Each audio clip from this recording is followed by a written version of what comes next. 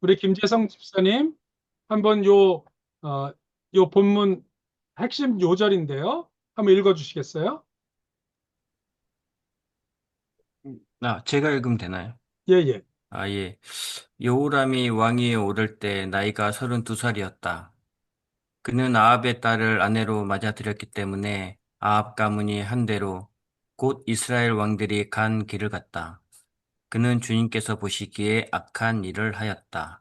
역대하 아멘. 21장 5절에서 6절 말씀. 예, 여기 32살의 왕이 된 여호람이 아마 아버지가 정해줬기 때문에 아합의 딸을 아내로 맞아들였겠죠.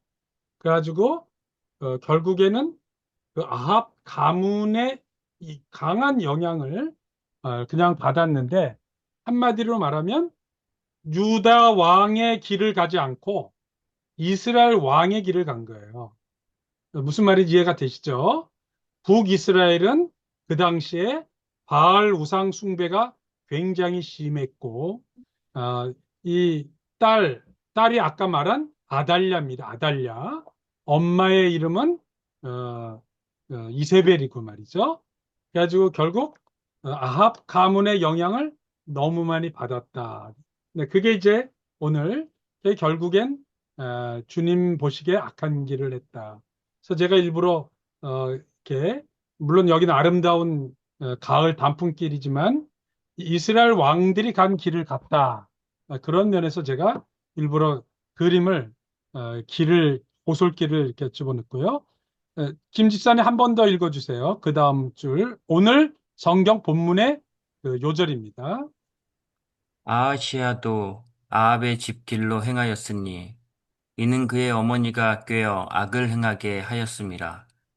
그의 아버지가 죽은 후에 그가 패망하게 하는 아합의 집의 가르침을 따라 여호와 보시기에 아합의 집같이 악을 행하였더라. 역대하 22장 3절에서 4절 말씀. 아멘. 그래서 지금 아하시아는 여호람의 아들이에요. 그러니까 여기 아들이 다시 왕이 됐는데 22장에 보면 근데 이번에는 엄마가 아들을 꾀해서 악을 행하겠다는 거예요. 그러니까 아버지 여호람이 죽은 다음에 그대로 그러니까 남편도 괴롭히고 또 아들도 괴롭히는 그런 비참한 일을 겪게 됐습니다. 본문 위를 잠깐 이렇게 살펴보면 여호람이 왕위에 오를 때가 32살이고 그때 이미 이제 그 아달랴가 그 자기 와이프가 됐는데 여호람 왕이 결혼한 다음에 자기가 왕이 된 다음에 왜 그랬는지는 뭐 잘 모르겠는데요. 스스로 자기 위치가 불안해서 그랬는지 자기 동생들을 다 죽여요. 그래가지고 어, 그냥 동생 하나 둘씩 전부 다 사실은 아버지가 여호사밧 아버지가 큰 아들을 여호람은 왕으로 세우고 동생들한테는 각 지방의 재산과 땅을 분배하면서 사이좋게 나라를 다스리도록 했는데 정작 가장 힘이 센 큰형 왕 여우람이 동생들을 다 하나하나씩 잡아다가 죽여서 피비린 나는 전쟁을 현실적으로 일으킵니다. 그리고는 거기다만 끝나지 않고 아버지를 따르던 신복들까지도 죽입니다. 그랬더니 이제 지방 외곽에 있었던 왕들이 그러니까 이웃 나라죠. 이웃 나라들이 연합해 가지고 들어와서 결국 이 여호람이 그 점령을 당합니다. 점령을 당하면서 그, 그 식구들하고 그다음에 재산들을 왕창 약탈을 당하고 그 자신은 굉장히 상심을 하게 되고 병에 걸리는 일이 생깁니다. 결과적으로 그 창자가 상하는 병이 걸렸다가 우리 본문에 보면은 수치스럽게 탈장으로 세상을 떠나는 그런 일을 당합니다. 그래가지고 그 본인은 죽고 자기 큰아들 이제 뭐 계획을 따라서 그 아들 아하시아가 또 왕이 됐는데 현실은 이 아들을 또 그 어머니가 꿰어가지고 다시 망하게 만드는 그런 일을 했습니다. 그래서 아달랴가 이번에는 아들을 조정을 하기 시작을 해가지고 또 멸망을 합니다. 그러면서 여전히 북쪽 자기 그러니까 이제 아버지 집안이죠. 북이스라엘하고 계속해서 일을 하면서 북이스라엘의 나쁜 것들을 계속 들여오게 되는 것입니다. 그래가지고 북이스라엘과 연합해서 아시아가 이제 끌려가는 거죠. 왜냐하면 장인을 도와라 그렇게 되는 거예요. 그래서 장인 도와주러 안 그래도 유다가 지금 아주 형편없이 힘이 약한데 있는 것마저 끌고 올라갔다가 그만 장인은 크게 그러니까 다쳐가지고 병들고 그리고 본인도 죽을 뻔했다가 겨우 도망쳐서 살아나거든요.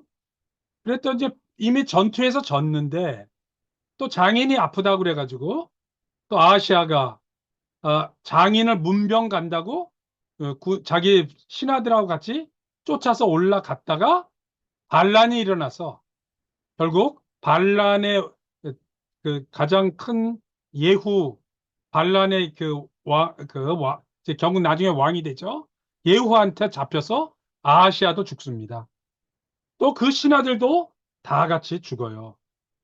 그랬더니 이 나쁜 어머니죠. 아달랴가 이제 아들도 죽고 남편도 죽었으니까 이번에는 자기가 아시아의 자기 가족들 다 죽이고 그리고는 자기가 나라를 혼자 다스립니다.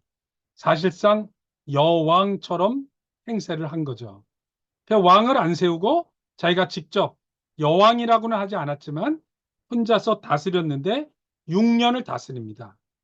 그리고는 아시아의 모든 아들을 다 죽였는데 막내 애기, 갓난 애기 요아스를 그 요아스의 유모하고 그 누나가 몰래 숨겨가지고 6년 동안 그 성전 그 예루살렘 성전 한쪽 창고에서 이 아들을 숨기고 기르면서 그러면서 결국 이제 다윗의 대가 끊어지진 않지만 비참하게 가장 암흑 시대가 되는 그리고 유다는 완전히 이제 몰락하는 그런 형편에 처합니다.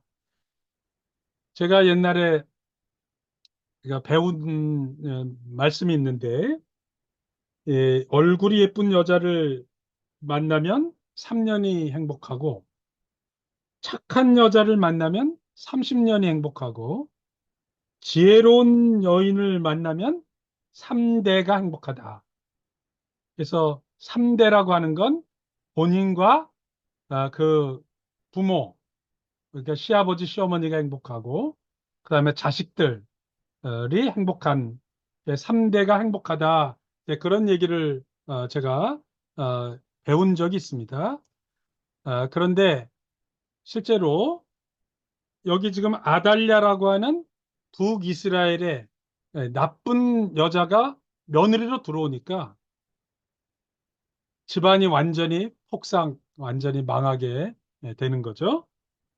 그래서 결과적으로 어, 이 오늘 우리 본문 속에 두 가지 큰 주제가 나옵니다. 하나는 나라의 동맹의 문제였어요.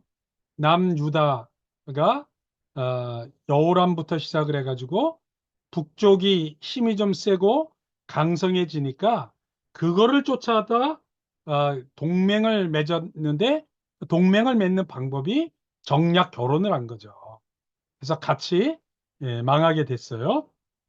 그래서 여기에는 방향이 다른 나라와 동맹을 맺으면 정말 나라가 엉망이 된다는 걸 알 수가 있습니다. 나라의 방향이 무엇이냐? 제가 몽골에 가서 오랫동안 있는데 제가 몽골이 가장 망했을 때 갔습니다. 92년, 93년 그 어간에 가장 올라갔던 경제도 바닥을 쳤는데 결국 공산주의, 사회주의를 70년 하고 나니까 나라가 망한 거예요. 현실적으로. 그런 관점으로 볼 때 우리 한국은 자유민주주의 국가인데, 예, 사실은 이데올로기상으로 엉뚱한 방향이 다른 동맹을 맺는 게 문제가 될 수 있다. 근데 이거는 꼭 제가 나라만 얘기할 게 아니라 사실은 기업이나 또는 기관, 조직도 자기와 방향이 다른 조직이나 기관과 동맹을 맺고 협력을 할 때 오히려 정체성을 상실하고 엉뚱하게 갈 수 있다라는 거를 하나 깨닫게 되고요. 두 번째로는 가정의 문제였는데 아까 뭐 아달랴가 이제 나쁜 여자 왔다. 뭐 우리가 이제 결혼한 사람이 뭐 이제 와서 우리가 뭐 결혼을 물을 수는 없잖아요. 그러나 우리가 잘 생각해 보는 거죠. 나는 그러면 나는 정말 좋은 며느리인가? 아니면 나는 좋은 사위인가? 또는 혹시 내 딸이나 내 아이들이 정말 이 다음에 가정을 이뤘을 때 정말 그 집안을 일으키고 정말 하나님의 사랑과 은혜를 나눌 수 있는 인생으로 될 것인가? 이런 거에 대해서 진지하게 고민해 보는데 아달랴, 아달랴가 이제 유다의 왕족으로 들어와서 나중에는 이제 섭정까지 하고 그다음에 이제 정치까지 했는데 이 여인이 가졌던 가장 본질적인 문제는 우상 숭배였습니다. 근데 이 우상 숭배를 현실 세계에서는 어떻게 나타나느냐? 물질 추구하고 사는 인생이 우상 숭배인 거잖아요. 두 번째로는 허용에 빠져 있고 사치하는 거. 이것도 굉장한 어, 자기의 명예욕에 너무 집착하는 거. 이런 것도 다 우상 숭배가 되는 거죠. 그래서 우리가 아달랴가 온 이 문제, 가정의 문제, 그다음에 국가의 운명의 문제. 이것이 이번에 남유다에서 여호람, 여호사밧부터 시작해가지고 여호람, 그다음에 아하시아 이르는 집안이 이렇게 망해가는 과정, 나라가 망해가는 과정을 보게 됩니다. 오늘날 한국 정치도 어떤 면에서 이런 문제들이 늘 사실상 없지 않다고 어, 말할 수 있겠습니다.